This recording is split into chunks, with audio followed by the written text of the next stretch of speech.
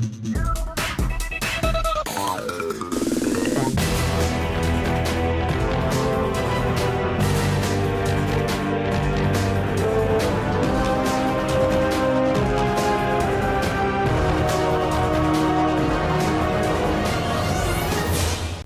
up YouTube, Di here from Zephyr War Games, and today, obviously following YCS Pasadena, we are going to do a tier list. So massive shout out to Hani, who obviously won the entire event with his Yugioh tier, and sadly when you look at it, I believe it was like 81% was Yugioh tier of the top 16, and the remaining percentages was shared between Flunderies and Sprites. So it's going to be very interesting to go through this. So let's start off going through the tier list itself. So obviously we've got the best decks, so we'll start off with that, we'll get that out of the way, and it's going to be a Yugioh tier. Now obviously, once this goes up, obviously this deck is best deck, it's tier 0, it's absolutely insane. We saw the representation at YCS, we saw its power. Yes, it is luck based, however the deck is designed or built in such a way that it's very rare that you will not be able to get the mills you need, and on average you should be milling at least 5 plus cards. Like sometimes you'll mill 3, which will be the biggest weak point, but on the chances of you only ever milling 3 in a turn is very low. Like Shiren straight away is a mill 3, and then a Merrill is a mill 3, so you should be getting at least 6 mills. Not to mention the abilities to deck thin when you're trying to go through stuff like when you try to go through stuff like your Perolino, everything else. The deck is absolutely mental. It is definitely tier 0. It is on its own league. There's nothing close to it on that one, sadly. Then we'll work our ways down. So let's go with Strikers. So Strikers got a brand new card in the form of Linkage. It's so difficult to put any of these decks anywhere close to to Yugioh tier because they just can't do it, really annoyingly. Okay, Strikers will get a bit of a benefit, which is why I'm putting them in tier 1.5. And what I'm going to consider as tier 1.5 compared to tier 2 is tier 1.5 with lucky enough mills. They might be able to control a board state, and they will get some form of benefit from being milled out. But the issue is, yes, they've got recursion. They can start adding stuff back. They might even need to start adding the hanger, the one that lets you put cards back into the deck. It's not amazing. Like if they mill your engage for you, you still need to go a different route to get there. Raise recursion can be a bit of a pain in the backside. But yeah, I think the tiers are really going to struggle to deal with anything. So or anything to kind of go with the tiers, which is a big shame. DDDs, it's not even really sleepers. It can compete, but it can't really compete on the level of everything else. Again, mills won't be so bad against an Yugioh tier matchup because, you know, sometimes you want your swirl slimes, your necro slimes, everything else like that in the graveyard. But once it starts starving you of the resource, once they start interacting on the board, like what you've got to keep in mind about the Yugioh tier is it's not just about the mills. It is literally not about, like, deck out is just one win con. Their option is then that they've still got basically Called by the Graves, which is mental, or like ways of shuffling cards back in with the fairy cards or the Yugioh cards. It's then already setting up a board state. Like when you looked at all of the YCS matchups that involved the Yugioh tiers, they played just as long during their turn as they did during your opponent's turn, mills dependent. Like it's just absolutely crazy. Heroes. Now I want to put heroes in tier 1.5, but again it's literally because of Darklaw. So it's probably going to be more tier 2 is more logical than anything in my opinion. But the way it works is literally the way you beat Yugioh tier, you take away their graveyard. So being able to get Darklaw on the board, that is it. Unless they can out it, which they will struggle to do, it's going to be very, very difficult. Keeping in mind as well, even with graveyard effects, the Yugioh tiers can pump out Abyss Dweller like no tomorrow. So not only does it counter the mirror, but it also counters, you know, your main setup as well. So heroes can compete. The issue is that they will lose against all of the other rogue decks. They will struggle. Like Nibiru may or may not be in the format right now. But the grave capabilities, like, shutting off the graveyard is always going to be powerful, but I don't think it's enough to kind of bump it up a little bit higher. I mean, arguably, maybe strikers should go back down to tier 2. I just kind of want to have something that's going to have a hoping chance against this. So yeah. Let's look at Flunderies. Flunderies, I probably couldn't have put Flunderies. I think there's probably like 3 or 4 decks or 2 decks that might be tier 1. Flunderies is one of them. We obviously saw that it took up a percentage of the YCS top 16, which I believe was like 1 deck representation. The reason this is good is it has quite a good matchup against the tier deck because statue can cause them a lot of issues. That being said, a simple normal summon of any of their cards, Rhino Heart, or apart from Meryl, can kill the statue, but then that's when you're going to need to control the board state with the M-Pens and your risers and everything else like that. It's definitely one of the decks to help compete with the decks around right now, or with the Shizu tier. But even then, like, if they start milling your graveyard out, you're then not going to be able to get into your D-Shifter and everything like that. The one thing that will give them the advantage is the fact that they can main deck D-Shifter, and that will cause a lot of issues as well. Dinomorphias, the issue is, I'd probably put it more so rogue than tier 2. Maybe it should share the same with these guys as well. The issue with this is that the skill drain is only on the field, and all of the Shizu tier stuff can just go off in the grave. Like, the deck can play skill drain itself if it really, really wanted to. So I feel that this can really struggle. I mean, everything activates in hand, or like you'd stop Meryl, but your Havnis activates in hand, your Shiren activates in hand, everything else then activates in the graveyard. So like very little you can do on that one, sadly.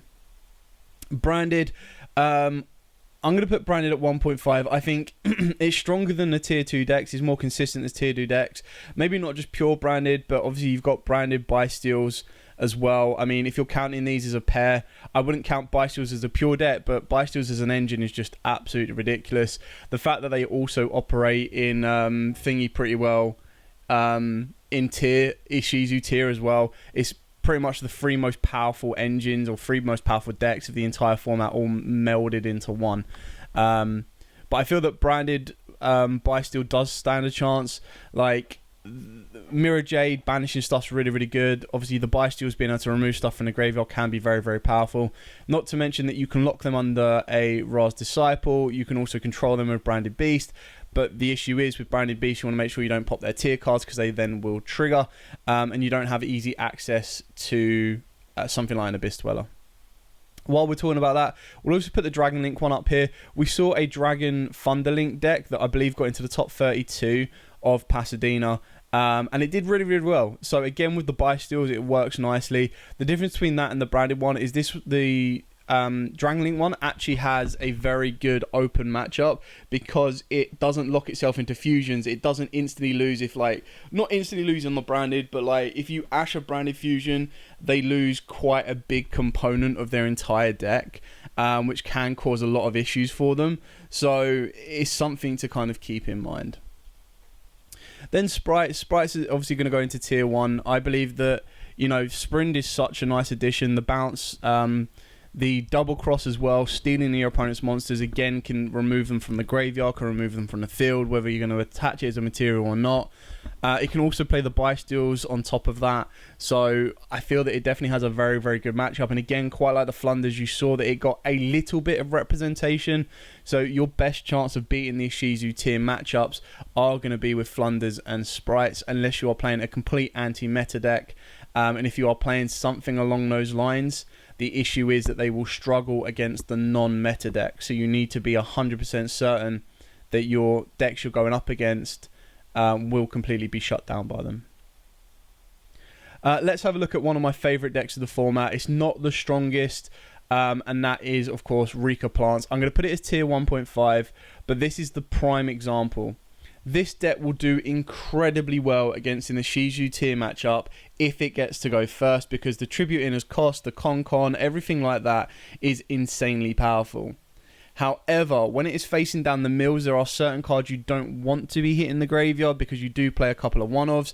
So if your mills are against you, you will struggle that route. And then against the other decks, so sprites and flunderees, it can really, really struggle if it doesn't have the right setup or the right route of plays. Like a barrier statue will near enough shut the deck down, and it can be very, very tricky. So I feel that it has a very good competitive matchup against the tier Shizu deck. However, I feel that everything else it struggles with, which is why it's not tier 1, and it would more so be tier 1.5, maybe even in the rogue category. But I feel that it is probably one of the strongest of the lot. Crystal Beast, Conclave Control, I'm going to put it into Rogue. Now, obviously, this can be combo, but I feel that Conclave Control is the better version. We saw that at the previous YCS before Shizu cards were legal. It did very, very well. The issue is Conclave Control is very, very powerful. It can control the board state. It can control the outcome of a match. However, in a grind game, it can start to lose its resources. You need to be very careful in this Shizu tier matchup because with your Conclave, what you're destroying may help trigger your opponents. You need to rely on the Crystal Bridge of the Heart to bounce the cards rather than destroying the cards. You don't really mind about losing your graveyard entirely. So the mills aren't the end of the world, but if they start minning out all of your Conclave controls and your counter traps and everything like that, you are in a big amount of trouble. And then just trying to be able to recur from that when you're already burning out your resources and your opponent's milling out your resources can be very, very difficult. We're then going to go with Mystic Mine. Now, I feel that Mystic Mine Burn, especially in a tier matchup, because it shuts out everywhere, it stops the hand, it stops the grave, it stops the field, is incredibly powerful. I feel, again, against rogue matchups it might struggle, but also against decks that are starting to main natural outs to it. So if it starts to see a high... What you kind of see with Mystic Mine is you'll see it come in for one tournament, do incredibly well. The next tournament, everyone will start siding it in or maining outs to it. So you look at the bicycles, they've got Branded Beast. You look at tier elements, they'll try and find ways of triggering their field spell, Polarino. They've also got Scream, which is a natural out to it as well. Not Scream, sorry, the other one, which is a natural out to it as well. People are also playing the counter trap. So there's more and more outs to it. But it's one of them ones where if your opponent does not see the out, you will win. Let's have a look at Sword Soul. Now, Sword Soul, I want to put it in tier 1.5, but honestly, it's not there. It's probably more of a tier 2. And again, the issue is, yes, if you get milled with your Tenyis, great. You're setting up your tire plays, you're setting up everything else. The thing is, and I had this discussion with someone the other day, a Baron or a Chengjing plus a Qi Xiao is not as good with a Blackout anymore. Because, like, yes, the target negate on the field is great, but all the tier stuff, or the main tier stuff will do hand and grave. Baron is a great negate, but if you negate and destroy a tier, you'll trigger its effect in the graveyard, so it's not the greatest. Blackout, again, you're tributing to destroy too, so unless you're destroying cards that will not mill in the graveyard or cards that are already negated so they can't mill in the graveyard, you are going to struggle. On the back of that as well, when you're targeting stuff in your graveyard, they do have the fairies like Kleido, Kelbach and everything like that to help mill those cards back into the deck, which means you completely lose your targets, you completely lose your ability to continue to play, and it really does starve you of resource. So it can't compete, in my opinion, like it can't benefit massively from the mills. It's not a direct anti-meta to it, and it can really, really struggle.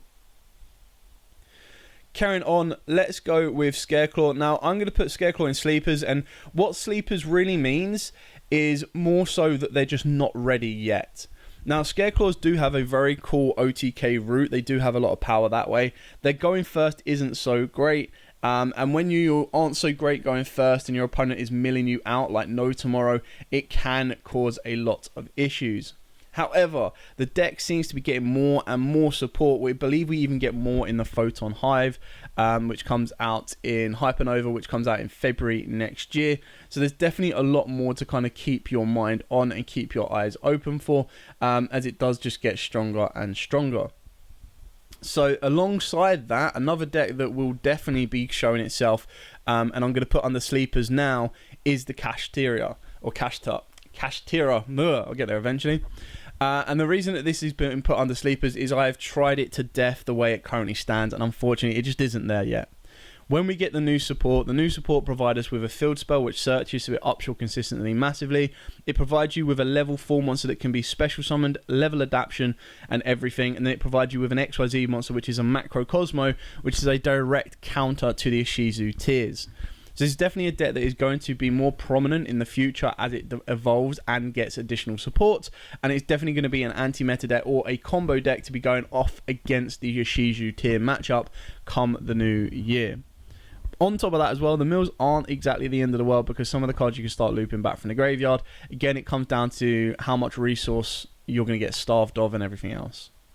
A deck that I would have liked to have put in here would have been, as a fun one, would have been the Infernoids, purely because I like the idea that you could technically play a 60 card Infernoid. You could add the fairies in yourself if you wanted to, or the Ishizu cards, and like you literally just I don't care about the mills. Like, mill me as much as you want. I'm going to start bringing back massive beat sticks.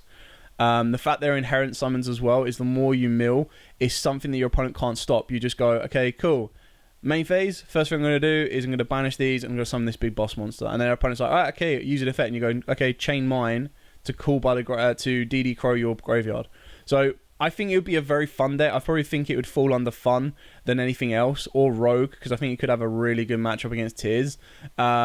But then again, everything else, because you're playing a 60 card deck that you're not being able to control the mills of yourself, it's not really going to happen. And that's another reason why that Grasslet Screener cannot come back.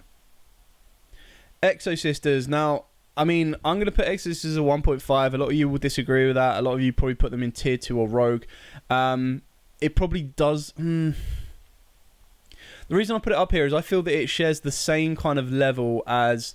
the Rika Mystic Mine in itself. The fact that it can main deck D-Shifter is really, really powerful.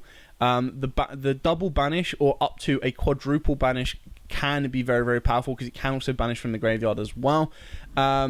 Martha is just such an incredibly powerful card. I mean, arguably some of you, or the majority of you, might want to bump it down to tier 2 because, again, it will struggle against the decks.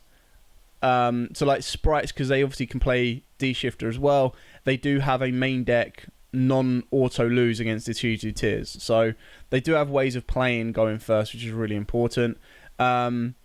So with the Exo Sisters, the control they have, the banish they have, and then the fact they can do a swift OTK afterwards with the right materials is very, very powerful. Not to mention that less people are playing hand traps in the forms of imperms and ashes because they're playing like full Ishizu tier. You want to make sure that all of your mills are maximized. It does kind of give you that ability to set everything up that you need to and then be able to kind of control the board out without worrying about your opponent's interaction. So I feel that it has a very good matchup. I feel that it is a good deck to be picking up, but I also feel that it does have its weaknesses as well. Like if you don't see D-Shifter quite like every other deck on this list, unless you're going to be maining Neko King Cat, you're obviously going to struggle.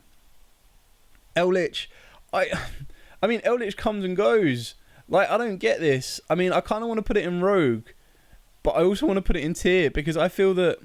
I mean, the issue is, if you wanted to play the Floodgate that you really want to play in this, you could start locking out your opponent's graveyard, but then you lock out your graveyard. So if you want to play something like Soul Drain or anything like that. Now, it obviously can play Tikaboo, but I don't think Tiers really worry about that too much. It can also play Gozen, which can be quite powerful, and Rivalry, which can also be very powerful. The issue with that is the Ishizu cards can start putting back all of your trap cards. So it's like, as much as you want to banish them in the end phase to trigger stuff off, they will be able to spin them back during the main phases before you can even trigger their effects, so you start losing your resource. Not to mention it can put the Golden Lord back into the deck. So it's like, yo, I've worked so hard to get him to the graveyard, and you're just putting him all the way back in. Now, obviously, the mills aren't so bad, because if you get milled out in a Shizu tier while you're playing Eldritch, you're like, yeah, cool. If you're not going to spin these back, I'm going to start gaining an advantage. And that advantage you gain, because you gain it turn 0, means your first turn can flood the board with Golden Lord. It can flood the board with Conquistadors, Jaqueros, which are DD Crows. You name it. It can be very, very powerful. But again, on the flip side, they can control your graveyard more than you can. So that's where it becomes a massive, massive issue.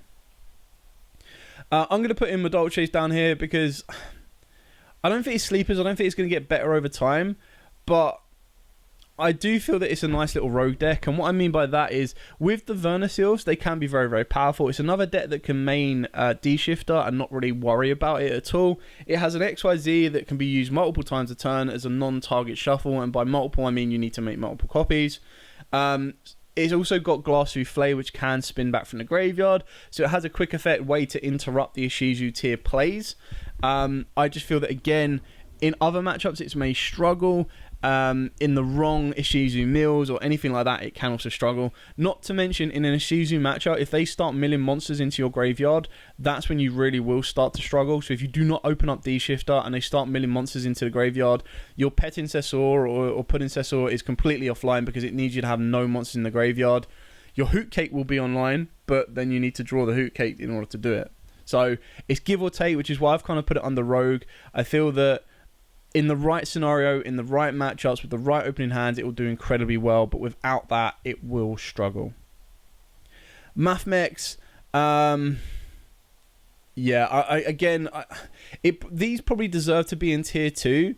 But the reason I'm putting them in rogues and the way that I do that is because one of their main components will be massively negative in a tier 0 in a tier Yugioh matchup. So what I mean by that is when you look at the Dynamorphias, their skill drain, not so good against that, and it's one of their main core components. Conclave Destruction, one of their main core components, not so great. Monsters being milled to their own graveyard completely loses one of their best cards, which gets them an instant rank 4. And then with Mathmex, the reason this is downsided is because the main point of the trap card is to be able to send cards. Now, obviously, I know you can start going into Albertarian, you can start searching out stuff, but the fact that your trap card completely loses, you don't want to be sending their stuff from their hand to the graveyard because you'll start triggering their effects for them. You don't want to send them from the field because, again, you'll trigger their effects. It can get very, very difficult. Not to mention the fact that they can control your graveyard does also mean that they can put back your diameters and everything else that you want to be, your sigmas in the graveyard, everything you need in order to make your plays go, they can spin it back into the deck. Again, in the right matchup, in the right scenario, with the minimal mills, without interruption of your graveyard, the deck can do very, very well. However, I feel that its main component is not going to be able to compete with the level of the tiers 0s, and even then with a Flundereeze matchup, Barrier Statue shuts them down completely, and then in a tier matchup in a Sprite matchup, it can put up a very good fight, but again, they might have enough resources just to keep playing through. Phantom Knights. So Phantom Knights I'm going to put into tier 2. And the reason this is going into tier 2, and again, a lot of you might be like, well, why is it higher than all of these? Well, because this actually benefits from the mills of the Yugioh tiers. Now, obviously, it will only benefit during your turn, and again, when they mill cards out, your opponent will then have the capabilities of spinning them back into the deck. So again, it kind of counteracts what you're trying to do at the highest level. However, the benefits of Fogblade for quick effect revivals. In theory, you could even Fogblade during your opponent's turn, which would be really, really funny. You've also got stuff like your Ton Scales, you've got your boots, your cloaks, everything like that. Now, it doesn't quite take away the graveyard, so it can't hard counter like these ones up here where they can use D-Shifter or they just have Recursion, Bystils, anything like that.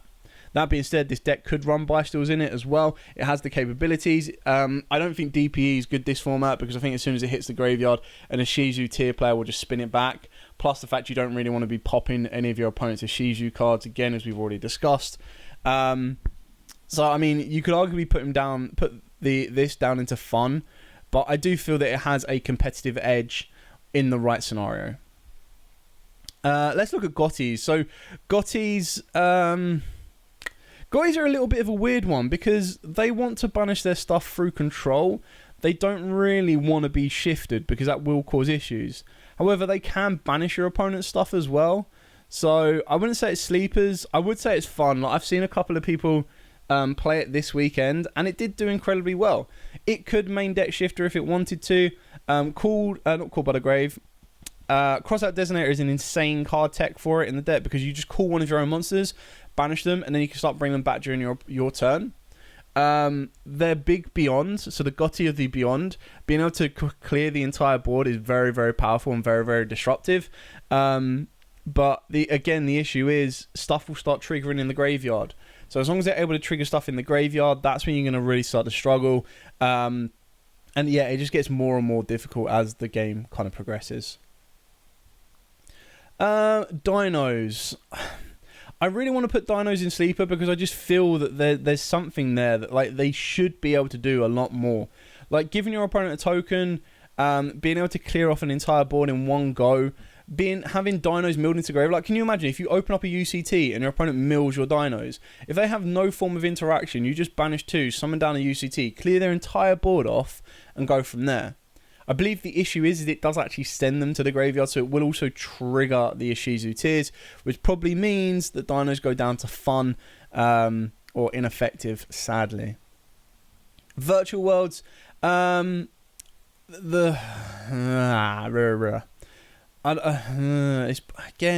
I don't really want to put it into fun, but because the issue is it only banishes from the field, so everything else starts going from the graveyard, everything else starts going from the deck, so it doesn't really have the level of play that it needs to do in order to kind of interact. It's very, very difficult. I feel Drytrons, again, Drytrons can go under Rogue, and the reason I'm putting it under Rogue is, again, it doesn't negatively... The mills don't always have a negative effect because it can also set you up by putting your Drytrons into the graveyard. And then by putting your Drytrons into the graveyard, as long as you've got the rituals in the hand, you actually have a lot to kind of utilize from it, and you also have a lot to kind of build up from it as well. So... that's really, really kind of cool. The fact that it will also give you the ability for Vanity's Fiend, it's got consistency of searching. It can be very, very powerful. The issue is, again, your opponent can spin your stuff back from the graveyard. Your opponent can just control your graveyard, your board, your deck, everything. It's just absolutely mental. The other decks that I've got down here aren't really huge contenders. So I'm just going to quickly spin them into the zones that I think they are. So we're going to go Kraken Control. Obviously, we saw a lot of people play this, or a couple of people play this during the previous YCS. Did very, very well because it controlled the board state. Kraken Control, whether it be Legendary Ocean Control, anything like that. It's really kind of cool, but again, Ishizu Tier just changed this up the entire way. Invoked, I really want to put it under Rogue, but I feel right now it's fun. You need to be going first on this. The mills aren't always the end of the world because you can start using them as fodder for your invoke plays. But a normal summon Alistair is not as powerful as it was back in the day. Yes, a Macabre is quite nice because it does banish the card when it negates. So that is one form of being able to deal with your opponent's Ishizu or your tier cards. But it's only going to get one. It can't really utilize without the graveyard, so it can't play stuff like D-Shifter. It can't play anything like that. Yeah, and it would really, really struggle other ways as well. And that's pretty much it. I think the rest of the cards that I do have aren't really relevant for this. I feel that, you know, a Towers, as well as good as it is, it's not going to do a lot for you in the form of the Ignisters. I think, again, Code Talkers is more of a Towers, so is the Marincess, so they all pretty much share the same kind of elements. The Draco Slayers are cool and fun, but they're really not competitive level. Bysteel Dragon Maid is probably the weaker versions of the Dragon Link, so it's not going to be as effective. Raigeki in the form of the Earth Machines is not going to be as effective as you might want it to be. Salamangrates, the control, the pop, the counter, everything like that, all of its beneficial cards trigger all the tier cards. The fact that the tier cards have 2 effects is mental. The fact that it can mill, and if you're like, no, I'm going to stop that mill, but my card has to destroy it, it then just lets it trigger. Synchrons have really struggled since losing the Chaos Dragon. It can still compete, it can still be fun, but again, it's not going to compete on a tier 2, tier 1.5 or 1 level. It's probably going to be more rogue or sleepers or even fun. Tri-Brigade, as good as banishing with Revolt is, and Shurag, again, it's not as effective. Like, Tri-Brigade tier can be pretty cool and probably go under more rogue, but it just doesn't have all of the effects or the benefits of the normal sprite deck. And then, it's kind of an interesting one. And then, of course, Dark Magician, tier 0, just saying. Not joking. Anyway, I hope you've enjoyed this video. I've kind of wanted to give you a bit of a breakdown post-YCS and give you my overall thoughts of the best ways to kind of compete. Decks that if you really, like, if you want to skip this format, because this format's probably going to be in place until January, February next year, the decks to be looking at will be the Kashtira and I feel also the Scareclaws could be very, very fun. So Scareclaws is your cheaper option. The Cash Tier are your more expensive option, but will give you a direct counter to the main meta. If you want to try and counter the meta right now, Rika Plants could be good, but it means your local environment will need to be only your Shizu tier to get the maximum value out of that. Otherwise, you're looking at stuff like Exorcisters. Honestly, Buy-steals are incredibly fun right now. The issue is, again, they're very expensive. So if you manage to get the Buy-steal cards, whether it's just 1 or 2 Lubellion, definitely look at the different variants that you can build, because I feel putting them in most decks will also give you an instant edge against the Shizu tier matchup, and then you kind of just work your way backwards from there.